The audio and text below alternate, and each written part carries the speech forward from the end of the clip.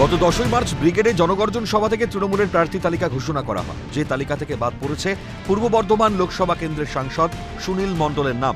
Ticket পেয়েছেন doctor Sharmila সরকার। দুবারের সাংসদ সুনীল মণ্ডল ticket পেলেন না কেন, তা নিয়ে শুরু হয়েছে কাটাছেঁড়া। এলাকার মানুষের অভিযোগ, ভোটের প্রচার ছাড়া কোনো উন্নয়নের কাজই দেখা যায়নি সাংসদ সুনীল মণ্ডলকে। কি দেখেছেন এলাকায়? না, এলাকায় আসেনি। যা ভোট প্রচারের সময় একবার এসেছিল এইটুকু। আচ্ছা, কোনো উন্নয়ন করেনি তাহলে আপনার এলাকায়? আমাদের সংসদ তরফ থেকে আমাদের কোনো উন্নয়ন আমরা দেখতে পাইনি। বলছি, সাংসদ সুনীল মণ্ডল কি এই এলাকায় এসছেন? না, উনি কোনোদিনও এই এলাকায় আসেননি। উনি এই এলাকায় পরিচিত না। হয়তো ওনাকে ছবিতে দেখেছি, কিন্তু ওনার সামনাসামনি ওনাকে কোনোদিন দেখিনি। বামফ্রন্ট থেকে টিকিট না পেয়ে 2014 সালে যোগ দেন তৃণমূলে। বর্ধমান পূর্ব লোকসভা কেন্দ্রে তৃণমূলের হয়ে টিকিট পান। 2014, 2019 পরপর দুবার লোকসভা নির্বাচনে জিতে 10 বছরের সাংসদ। কিন্তু তার মধ্যে পালা বদলও করেন।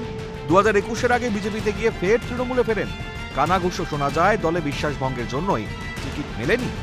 সেই সঙ্গে গত 10 বছরে বর্ধমান পূর্ব লোকসভা কেন্দ্রে কোন রকম উন্নয়ন না হওয়াতেই সুনীলকে দল থেকে সরিয়ে দেওয়া হলো বলেই মত রাজনৈতিক মহলের একাংশের। এদিকে নতুন গুঞ্জন, তৃণমূলের টিকিট না পেয়ে বিজেপিতে যোগ দিচ্ছেন সুনীল মণ্ডল। যদিও এসব মিথ্যে বলে দাবি সুনীলের। মানে খবর আসছে, গুঞ্জন আসছে আপনি বিজেপিতে যোগ দিচ্ছেন এবং টিকিট পাচ্ছেন।